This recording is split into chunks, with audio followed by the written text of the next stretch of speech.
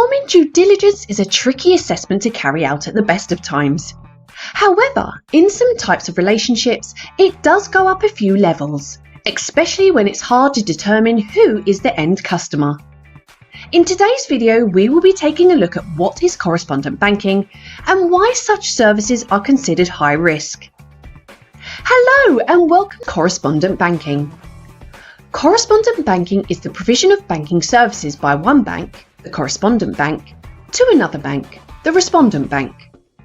By establishing multiple correspondence relationships globally, banks can undertake international financial transactions for themselves and for their customers in jurisdictions where they have no physical presence.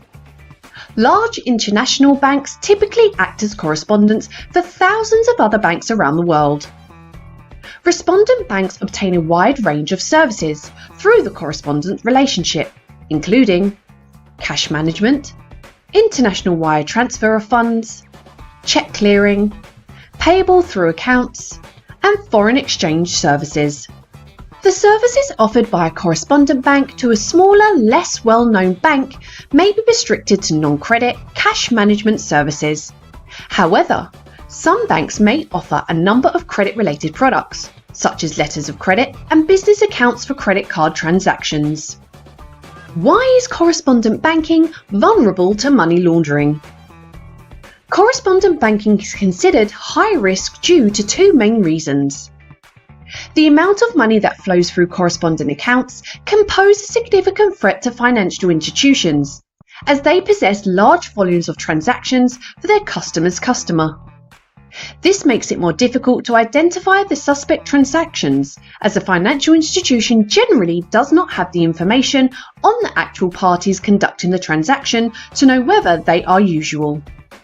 Correspondent banking relationships create a situation in which a financial institution carries out financial transactions on behalf of customers of another institution.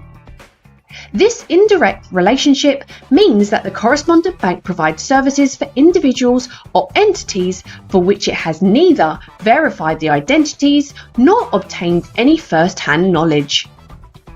Additional risks associated with correspondent banking are: determining the effectiveness of the respondent bank's AML controls can also be a challenge. While requesting compliant questionnaires will provide some comfort, such as the Wolfsburg Correspondent Banking Due Diligence Questionnaire, the correspondent bank is still very reliant